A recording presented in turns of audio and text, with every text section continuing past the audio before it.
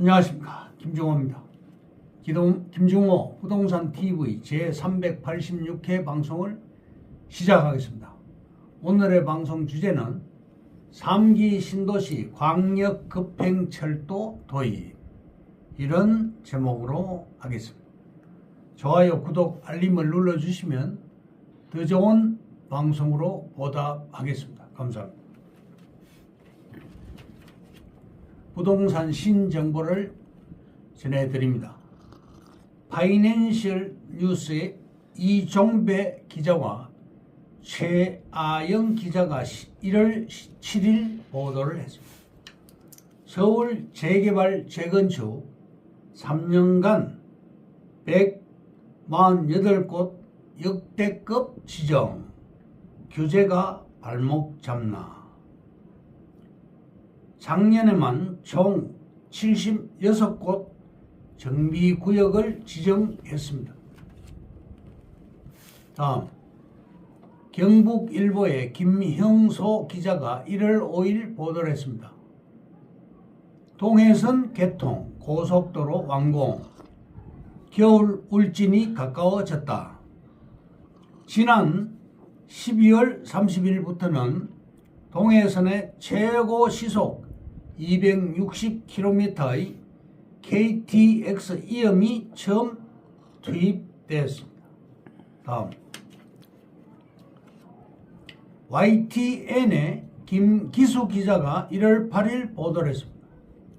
충북 내륙 고속화도로 개통, 청주에서 제천 통근권, 1월 8일 보도를 김기수 기자가 1월 8일 보도를 했습니다. 충북 내륙 고속화도로가 8년의 대역사 끝에 연말에 전면 개통되었습니다. 청주에서 제천 간 57.8km의 충북 내륙 대동맥이 완성되는 셈입니다. 종전 2시간에서 1시간 20분으로 시간이 줄어듭니다. 물류비가 낮아지고 기업 입지의 조건이 달라졌습니다. 다음, 대한민국은 부동산만 한 게 없다. 서울 재개발의 시대가 돌아왔습니다. 오세훈 시장은 5년 안에 끝내겠다고 했습니다. 홍대 앞 서교동은 강남의 압구정입니다. 한국에서 미친 동네 3곳이 있습니다. 홍대 앞, 그리고 명동, 잠실 3곳입니다. 외국인들이 많이 오는 곳입니다. K-팝으로 떴습니다. 여의도, 용산, 홍대 앞 업무직으로 100층 빌딩이 들어갑니다. 향후 5년간 각 구청마다 재개발 1000개씩 5000개를 재개발합니다. 합정역 앞 공시지가가 평당 4천만원 선이고 우리는 평당 1,500만원 선으로 분양을 하고 있습니다. 재개발 지분 토지, 우리 땅 주변 재개발이 많이 되고 있습니다. 한강 벨트가 인기가 좋습니다. 마용성, 용산에 100층 빌딩 랜드마크가 들어갑니다. 홍대 앞에도 들어갑니다. 한국은 돈을 저축해서 집을 살 수 없는 구조입니다. 애들 교육비 때문에 저축하기가 쉽지가 않습니다. 아이들 이기는 부모가 없지요. 합정역은 2호선과 6호선 더블 역세권이고 연대, 이대, 서강대, 홍대 4개의 대학이 있습니다. 미친 홍대 앞입니다. 전국에서 한국의 젊은 층들이 다 몰려오고 있습니다. 외국인들도 필수 코스입니다. 365일 강남하고 비교가 안 될 정도로 인구가 많이 집결되어 되고 있습니다. 제일 먼저 합정역 앞을 개발합니다. 월세가 비싼 것이 장점인 동시에 단점입니다. 롯데월드타워 완공 후에 주변 땅 시세가 3배 올라갔습니다. 잠실 5단지도 70층으로 재건축합니다. 합정역 앞에 업무지구가 들어갑니다. 용산에 랜드마크가 100층으로 들어가듯이 합정역 일대에 랜드마크가 들어갑니다. 서울에서 업무지구를 받으면 대박이 납니다. 서울 시내 특정개발진흥지구를 받은 곳이 8곳이고 그 중에 한 곳이 이곳입니다. 서교동 395번지 일대 마포 디자인 출판 특정개발진흥지구를 받았습니다. 종로 귀금속 특정지구, 성수동 IT 특정지구, 동대문 한방지구, 면목동 패션 특정지구, 중구 인쇄지구, 여의도 금융지구, 중구 금융지구 이렇게 해서 총 8곳입니다. 유명인들은 정보를 가지고 투기를 했습니다. 이해훈 씨 같은 경우 6년 만에 100억을 벌었다고 합니다. 홍대 앞은 개발 확정지입니다. 일론 머스크도 부동산만 한 게 없다고 말했습니다. 합정역 앞은 이미 확정된 진품 명품입니다. 우리 땅은 누구나 선호하는 마용성 한강벨트입니다. 더블 역세권이고 역세권 활성화 사업구역입니다. 홍대 앞 지구단위 계획구역으로 확정되었습니다. 마포 디자인 출판 특정개발진흥지구입니다. 그리고 마포 특화산업밸리입니다. 상업지로 종상향 예정되고 있습니다. 기간이 많이 소요되지 않습니다. 소액 투자도 가능합니다. 서울시는 주거지역 9천만 평에 저층 주거지가 4천만 평 있습니다. 그리고 재개발할 수 없는 곳이 3,600만 평 있고 구청에서 제도를 통해 지원을 해줍니다. 아파트를 추가로 공급을 해줍니다. 무주택자에게 특별한 혜택을 줍니다. 6제곱미터와 8제곱미터 땅도 특혜를 받을 수 있습니다. 홍대 앞은 마포 디자인 출판 특정지구로 지정되었는데 25년 3월 13일 최종화되었습니다. 더블 역세권이라서 2024년 10월 23일 업무지구로 지정되면서 반경 350m로 확대되었습니다. 공유 오피스와 코워킹 스페이스로 유연한 업무 공간이 들어옵니다. 합정역 일대 서교동 25만 평이 개발됩니다. 1단계로 합정동 권역 시행 중이고 2단계로 서교동 권역이고 3단계로 동교동 권역을 개발합니다. 1단계 합정동 권역은 22만 762제곱미터 6만 7천 평을 개발합니다. 우리 땅은 800% 일반 상업지로 종상향됩니다. 조합과 토지 소유자 또는 공공이 사업을 할 수 있습니다. 현재 단계로 건축위원회 심의 사업 시행 인허가 절차가 진행 중입니다. 특히 왜 좋으냐 하면 강선 도로변이기 때문입니다. 2종에서 상업지로 4단계 종상향이 됩니다. 사례를 들면 강동역 일대, 그 일대가 우리 땅하고 비슷합니다. 홍대 앞 합정역 일대는 서울시 8군데밖에 없는 디자인 출판 특정개발진흥지구 플러스 옵션도 가지고 있습니다. 합정역은 환승역이고 용적률을 더 줍니다.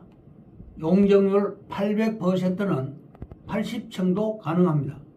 반경 350m 12만 2,500제곱미터 약 3만 7천 평이 되고 거의 4만 평으로서 충분히 80층 건축할 수가 있습니다. 홍대 앞은 사람이 많이 몰리는 지역입니다. 결론적으로 도시가 도쿄처럼 변할 것입니다. 홍대 앞은 고급화가 됩니다. 우리 땅은 처음 보는 귀한 땅입니다. 사전 청약이 필요한 사업지인 것입니다. 서울대 입구역보다 더 좋은 땅입니다. 장점은 소액 투자도 가능하고 시간이 많이 안 걸린다는 것입니다. 그러면 오늘의 방송 주제인 3기 신도시 광역급행철도 도입에 대해서 말씀드리겠습니다. 첫째, 여의도 건설과 시가지 형성되는 과정. 1번, 개발 이전의 여의섬 일대.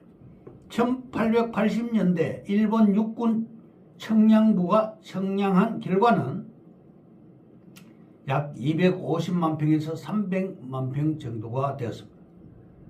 홍수에도 침수되지 않는 두 개의 섬이 바로 밤섬과 여의섬이 있었던 것입니다. 2번 1936년 4월 1일 밤섬은 마포구 서강동에 편입되었고 여의섬은 영등포동에 편입되었습니다. 1920년 5월 이태리 공군 비행기 2대가 여의도 비행장에 착륙을 했습니다. 한국인 최초 비행사 안창남이 1922년 12월 10일 일본에서 고국으로 방문할 때 이 여의섬 비행장에 착륙을 한 것입니다. 3번 여의도는 한국 공군의 발상지가 되었습니다.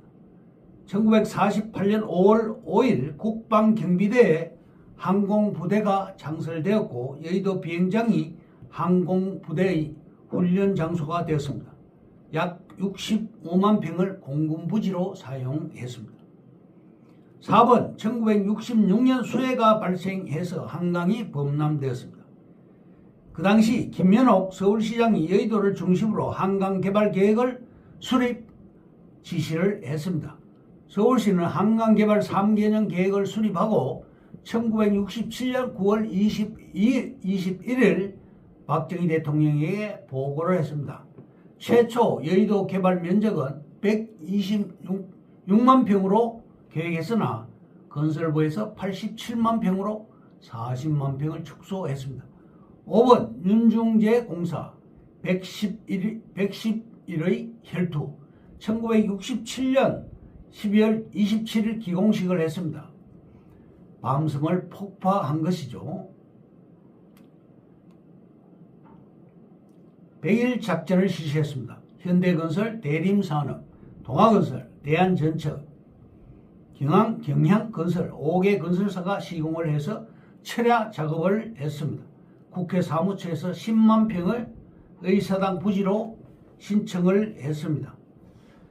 피라미드형의 제2서울 건설을 계획했습니다. 여의도를 중심으로 동남쪽으로 강남지구, 서남쪽으로 경인고속도로변 도시를 건설하게 된 것입니다. 넓이는 2,500만 평에서 3,000만 평이 되겠습니다.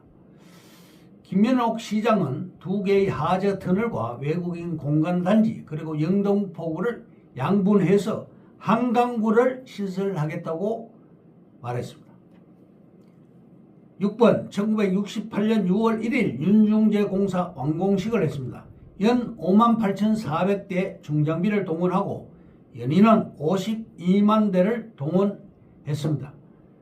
높이 16m, 너비 21m, 길이 7.6km의 윤중제를 완공을 했습니다. 밤섬에는 17,393평에 78가구 443명이 거주를 해왔습니다. 500년 동안 거주를 했는데 마시, 판시, 석시, 인시, 선시 등 시족이 거주를 한 것입니다. 그리고 마포구 창전동 와우산 기설구로 집단 이주를 시켰습니다. 밤섬을 폭파해서 거기서 나온 석재를 윤중제 공사에 재사용을 한 것입니다. 둘째, 대한민국 신도시 건설 스토리. 1번, 1기 신도시는 1980년대 후반 노태우 정권 당시 추진을 했습니다. 서울 근교 20km 거리 이내에 그 당시 서울 주택 보급률이 50.6%, 전국 보급률은 69.2%였고 분당, 일산 등 5개 신도시 면적은 1518만 평에 29만 2천 가구를 집어넣었습니다. 2번, 2기 신도시는 노무현 정권 시절 IMF 이후 주택가격이 급등해서 대규모 계획도시 필요성이 대두가 되었고 면적은 139제곱킬로미터 4,200만 평에 66만 6천 가구 규모입니다. 3번, 3기 신도시 면적은 34.18제곱킬로미터 1,036만 평에 16만 9천 호가 계획되었습니다. 1기, 2기 신도시처럼 문재인 정권 집값 폭등 이후 주택 공급 방안으로 계획되었습니다. 기존 신도시 개발 과정에서 나타난 업무시설 부족, 기반시설 지연이 되었습니다. 서울 도심 접근 불편을 보완해서 대규모 자족 용지 계획을 반영했고 광역교통 개선 대책으로 서울 장거리 출퇴근 인구를 배려해서 광역 급행철도 즉 GTX를 도입했다는 점입니다. 이것으로 김종호 부동산 TV 제 386회 방송을 마칩니다. 김종호였습니다. 감사합니다.